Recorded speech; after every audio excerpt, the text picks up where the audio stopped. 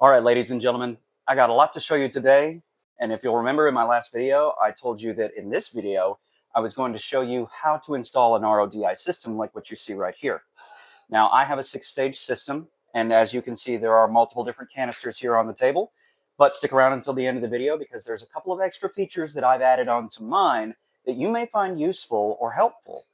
So with that being said, let's go ahead and get started. Sometimes people install their systems underneath their kitchen sink for ease of access for a water spout. And then other times you'll see most commonly people will install them in their washroom where their washer and dryer is, because that's the next easiest location to have a cold water line that you can attach this RODI spout to. And it goes in as an insert into your water line underneath your sink. And then you splice that RODI kind of nozzle turn into that cold water, and then you reattach the cold water running up to your sink into that unit. So now that we're down here underneath the sink, we're going to go ahead and get started with this first stage. Now, if you can see down here, this is the unit that I was talking about. This is usually what comes with these kits. Sometimes they don't. Again, it depends on what system you buy. Thankfully, BRS is really good about sending you most of the components you need in order to get your system hooked up and running. But there's a couple of things they don't, and I'll go into that a little bit further. Now, when I bought this 6 years ago, they didn't come with these features. Nowadays, I think that has changed a little bit. I haven't gone back and looked at some of their system options. They carry multiple different manufacturers now apart from just their own. So there are a lot of options available to you nowadays. However, I'm going to mention a few key things that you want to try and make sure you have whenever you get a system like this, or if you're upgrading and you maybe don't have the parts or you're relocating this system somewhere else. There's a couple of things you want to watch out for. Now, what's nice about this system is that this RO came with multiple different colors of the tubing. And as you can see here, I've got this spindle, so the water is turned off. I have this connected to my cold water line in my sink. And all that happens is when the copper line comes in to this turn off valve, all I have to do is disconnect this cold water hose from this copper valve, insert this little spindle unit, whatever you want to call it, but put this in there for the RO system, get it tightened, make sure you use some plumber's tape to thread the connections to get a really good watertight seal, and then reconnect your cold water line, doing the same thing with that plumber's tape to make sure that you've got a great seal and that you don't have any leaks. If you have a wooden cabinet like I do for the base, those leaks, even if you're not paying attention and it's a slow drip, those can warp the wood underneath, they can cause rot, and they can do a lot of damage over time that you want to try to avoid. Now, this red line is marked, and it's the only red line in this entire system because this is the indication that this is your cold water in to the beginning of your system. So where this goes is right here into this sediment filter. So I'm going to put this whole housing unit inside my sink, underneath the cabinet, not in the sink up there. You know what I mean. Now you'll see a lot of other lines that I have in here. Don't pay attention to those yet. Those are just there because I disconnected the system and I didn't feel like taking all the lines apart and taking them out, and they're there. They're going to go somewhere. You'll see. So you want to be careful too about the way that you position some of this tubing. If you try to connect it like this, and then you want to move your housing unit around, that can put this in a bind. So you kind of want to figure out where this housing unit is going to stay, where it's going to live. And then from there, make sure your tubing, number one, isn't in the way of your other filtration housing units or anything else under the sink that may have to stay in there. But you also want to make sure that that tubing doesn't ever get a kink in it. It doesn't get pinched. And one thing that I didn't figure out until quite a while after I had this RO system is that these pressure fittings that you see right here, you push this inside the pressure fitting, and then once it's in there, it pushes out this sleeve that's on this pressure fitting to lock it in place. But if your lines are in a bind and they are at an angle to where once it's inserted, it's bent really far away from the pressure fitting, what that can actually do is that can cause a leak right here where there's kind of a gap that's formed from that pressure fitting. Now, they're meant to be able to move a little bit and still retain their good seal. But what I've noticed, especially as these systems age and those pressure fittings are under, strain and pressure, sometimes if you've got a bind in your line or it's being pulled really far to one direction, that can cause you to start having some leaks. So it's always a good idea to make sure that you double check all your lines, either when you're first installing a system like this or when you're doing a change of your filtration, and make sure that you don't have any leaks. So this is going to go right in here. I just push it in, and you'll feel a couple of bumps where it's snugging up into that pressure fitting. But you want to make sure that you give it a couple of good pushes, and I can't really describe how hard to push. It's not something like you're trying to force two metal objects together or something rough, but you do want to get it to the point that it's bottoming out basically at the base of this pressure fitting on the inside. So now that that's in there and I've got this in this kind of loop, that's probably the way that I'm going to try to keep it. And what I'm going to do is I'm going to kind of get this positioned towards the back a little bit, maybe snug that around like that for right now. And that's probably the way that that's going to stay. So as you can see, this line isn't really under a bind. It's going fairly straight up into this pressure housing, which is what we want. Now I'm going to go ahead and squeeze this RO membrane back down into these holders. Now there's another thing too that I need to show you about this system real quick. And this black line that you see with this little ball valve here, this is the drain line. Now on the RO membrane, what happens is as it goes through that osmosis membrane, you're getting that clean water that's going on to the next stage of the system. But what about the dirty water? What about the nasty sludge and contaminants and things like that that don't make it through the clean water? Those get left behind. And over time, that's going to fill up the outer shell of this housing for the RO membrane. And it's going to cause a lot of gunk to build up. It might reduce the pressure in your system over time. And what this line serves without this ball valve is it's a drain line. So it on its own, just from the pressure of the system, it's going to flush the dirty water out of this drain line and into your plumbing. Because I have this ball valve here, what that does is that allows a lot more pressure to pass through this RO membrane. So basically the pressure of the membrane that's trying to force the clean water into the next part of your system is going to be greater than the pressure in this line when this ball valve is opened. And that allows you to perform a flush. Now, the flush is going to force a lot of water all over the surface of this RO membrane. It's going to help clean and break up a lot of that sludge, and it allows it to pass through this drain line down into your plumbing system as wastewater. You typically want to purge and do a waste flush every month or two. It just depends on how quickly that gunk builds up, or if you start to notice that there is a drop in your pressure, then you want to try to give that a good flush fairly frequently. And the benefit of that is that that helps this membrane last a lot longer, and it keeps the pressure up in your system. Now, when you get one of these systems, this drain line doesn't come with any kind of connector like the cold water inlet line does. What you have to do is you have to get yourself a drill and a drill bit, and you have to drill into your plumbing here.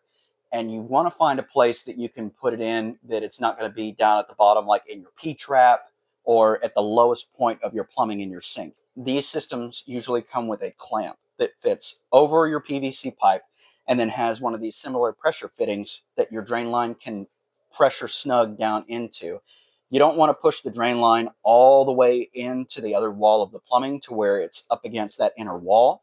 You want to have it spaced away so that it can flow freely, but you don't want it to be so shallow inside of that insert that it can potentially pop back out or spray water around the outside of this fitting, where it could then potentially leak out of the PVC pipe and then get all over your sink and your system.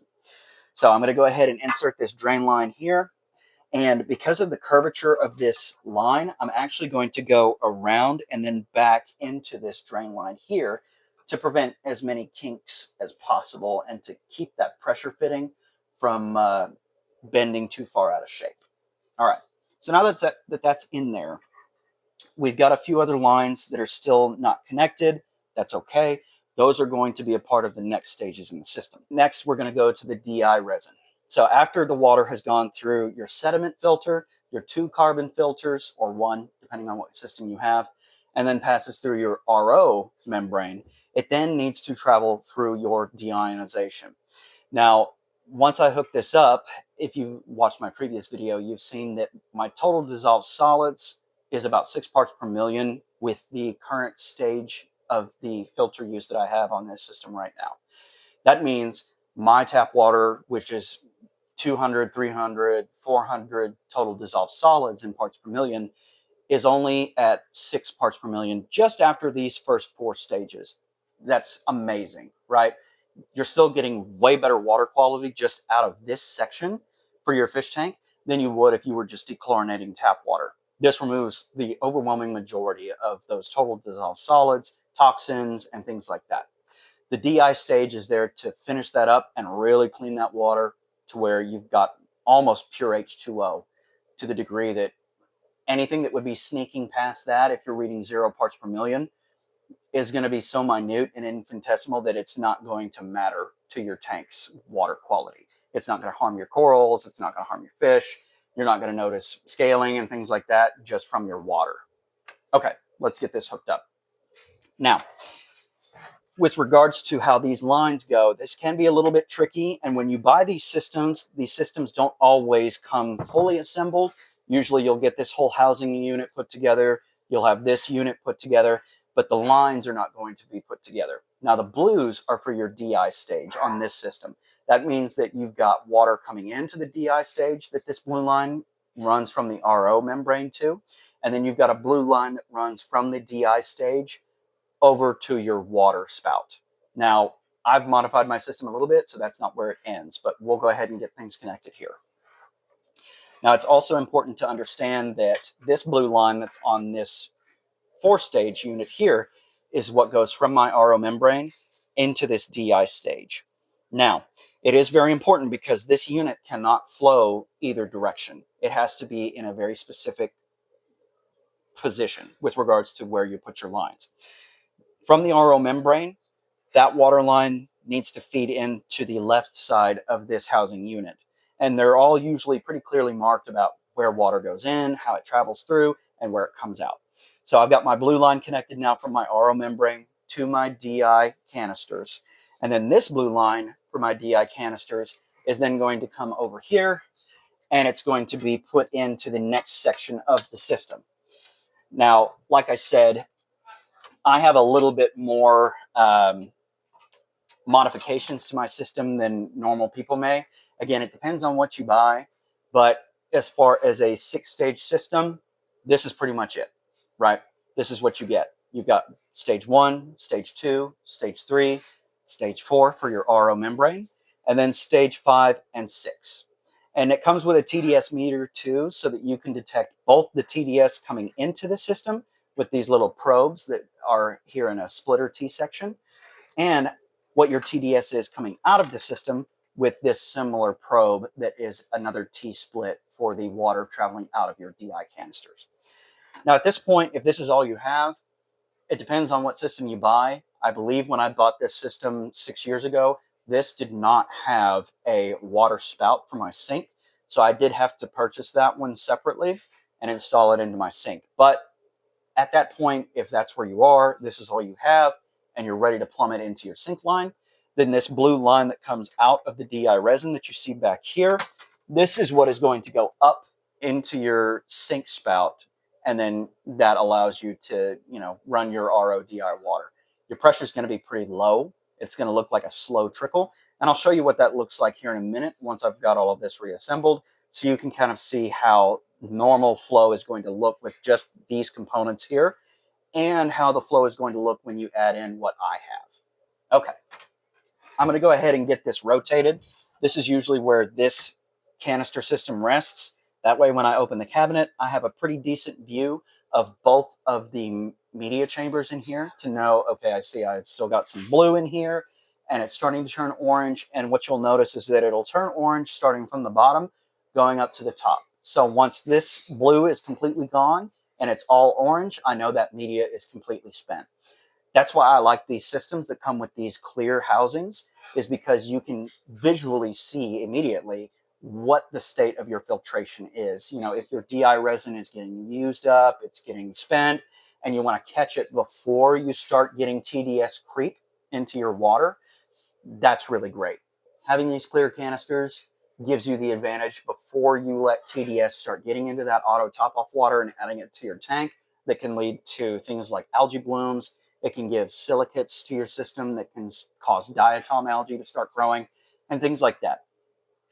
Anyway, now that this is here, we're going to start going through my extra special additions to this system. This is a drinking water taste enhancer. And when I say enhancer, I don't know if it enhances so much as it removes the chlorine taste from your water. And what it's doing is it's not necessarily adding anything back into your water, but it is helping remove some of the flavoring and taste residue from the chemical treatments that are used by your water company to make your water drinkable. And it helps improve the flavor a lot more. It tastes just like you would be drinking bottled water or something like that, as opposed to if you just used this system and then you took a drink of it, it might taste kind of off. Doesn't hurt your fish don't care. But if you do want to be able to drink this water occasionally, or every day even, getting one of these water taste enhancers is really, really big. The nice thing about this is it comes with these little clamps, and this is going to go and snap right on top of my, oh, I need to turn it around. It's going to snap right on top of this RO membrane housing. This line is going to be used later. We're not there yet. But you can see here I have a T section. Now, remember that blue line that we had from our DI resin membrane, or canister rather? That is going to be fed into one side of this T section. So after my deionization has been completed, I'm then going to feed that deionized water with 0 TDS into this flavor enhancer, right? But there's something missing. We're not ready for it to go to the sink yet. This is a SpectraPure silicate buster. Now, SpectraPure makes really, really great RODI systems as well as BRS. If I didn't have this BRS system and I wasn't going to buy a BRS system again, which I don't foresee that being the case, I definitely would go for SpectraPure. These guys are awesome. They have a lot of great products. They really care about their community and their customers, and it shows in the products they make. This silicate buster, that's its primary function, is to remove any silicates that may have made it through the DI resin. I like this because it's an extra insurance policy for me. And when I buy the filter replacements, instead of you getting a package of the resin that you have to reload into the canister yourself, this comes as a complete unit. It also has stickers on it that tell you the manufacturing date, so you know how new it is. And this, for me, I want to say that this has lasted me over a year. So it's been a year or more since I bought this last filter replacement for this unit. What that tells me is I'm not really getting any silicates going through my DI stage that are making it then to this, but the media is actually getting used up a little bit because I've got some orange in here and then it's blue. When you get this new, there is a clear indicator on where the orange media starts and where the blue media begins, and it should indicate for you on the filter canister, you know, when the media is used up, when it needs to be replaced, and things like that. So, great insurance policy. It's got some water in it. I keep this on my RO system just in case. So, now that we've got this system in place where I've got my water flavor enhancer, I'm then going to feed this water flavor enhancing line into this silicate buster. Now, this is the final stage before I go up to the sink. And that means that whatever water I have in my unit is going to pass through this silicate buster before it finally comes out of the spout. Now, before I reconnect this, there's one more key thing that I want to install and show you and explain why I have it. Oh my God, it's heavy. Oh, all right. I'm going to scoot some of this over for a minute. This is a water pressure tank.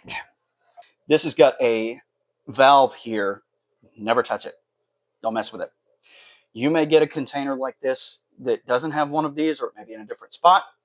Read your instructions when you purchase either one of these standalone pressure tanks, or if it comes with a system that you buy, read the instructions. This should never be messed with, because if you do mess with it, it can basically depressurize the whole tank and then it's useless. And these are not cheap. At the top here, you've got a PEX hose connector and you've got a shutoff valve. Now this is under pressure right now, so I'm not going to mess with that shutoff valve. But where this fits into my system is,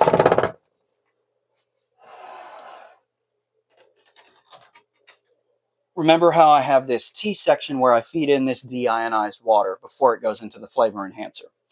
This line is yellow for that specific purpose.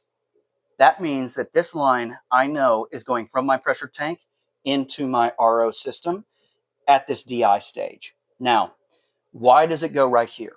Well, let me explain. After your tap water has gone through your sediment filter, your 2 carbon filters, then through your RO membrane, then through your deionization, that water is great, right? That's clean water. That's what you would want to see coming out of your spout, even without the flavor enhancer and the silicate buster included. If you don't want to just have low flow all the time and poor water pressure, that's why you get one of these pressure tanks. Now, there's also the ability to purchase a pump that goes with these systems that has PEX tubing connectors. That pump is really great for giving you a more steady pressure over time. And the way that I would equate it as a pump compared to this pressure tank is, without either one of those, you have low flow coming out of your faucet for your RODI. With a pump, you've got medium flow, right? So it helps quite a bit, and it gives you constant, steady flow. That's really helpful, especially when you're doing water changes and you're trying to make up water. What that means is you're not going to get a lot of water very quickly with the pump, but you are going to get steady, more consistent flow than without the pump. So pump, medium flow. A pressure tank like this gives you really, really good high flow from what you would expect from a pressurized water system. But the caveat is that this is a 5-gallon pressure tank. There's already air in it to create that pressurization.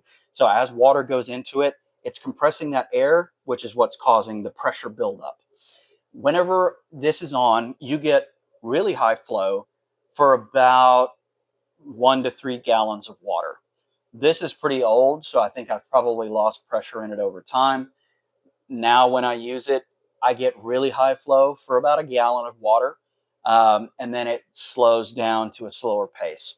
However, the nice thing is with this system setup, I'm still getting a little bit higher flow rate than I would if I didn't have the tank at all, even when the tank is empty.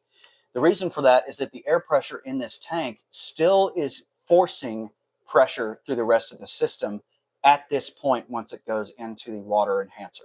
Is it better than the pump after that first couple of gallons? No, it's actually, the pump makes the water flow that steady, consistent rate all the time. This goes from really high flow for a gallon to a few gallons, and then it drops down lower.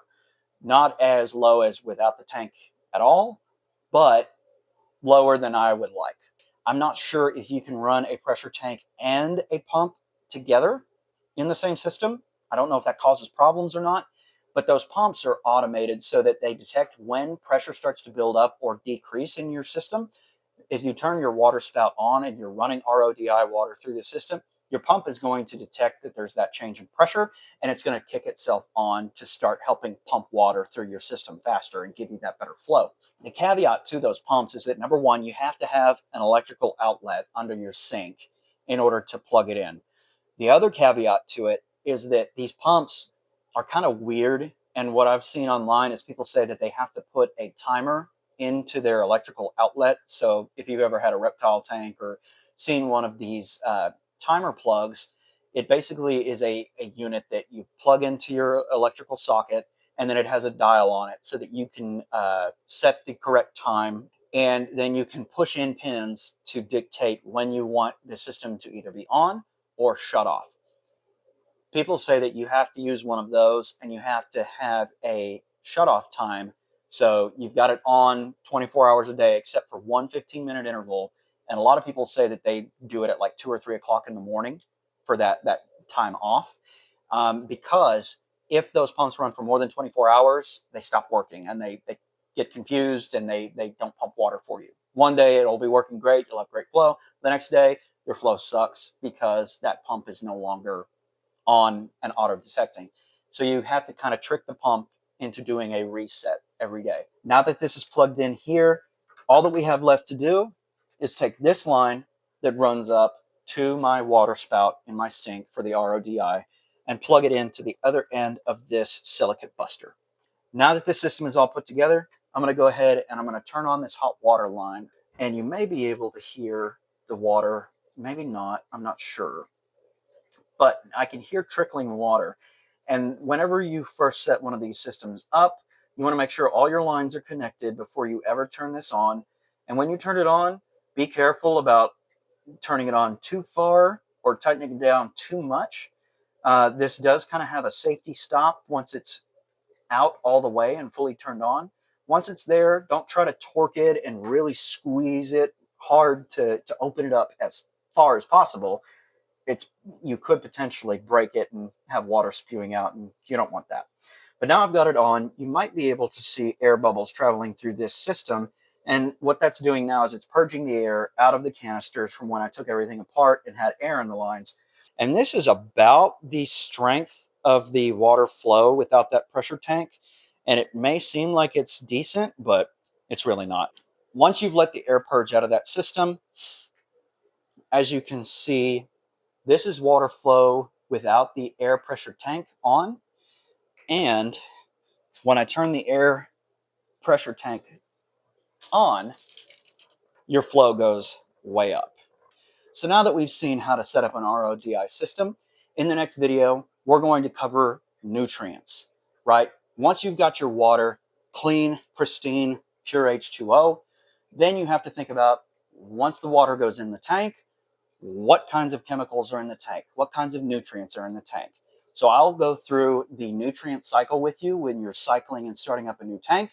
I'll also talk about the things that add up over time in the tank naturally as a result of having fish and coral and things like that. And some key ways that I deal with those nutrients, not only from starting up a new system, but keeping a system running as clean as possible for as long as possible. That's how I'm able to get away with less frequent water changes, and that's how I'm able to keep the tank looking as clean as I can. If you liked this video and found it helpful, please like and subscribe to my channel. It helps me out a lot. It costs you nothing, and that also notifies you when I get another video uploaded and ready for you to watch. Thank you guys so much. Have a great day.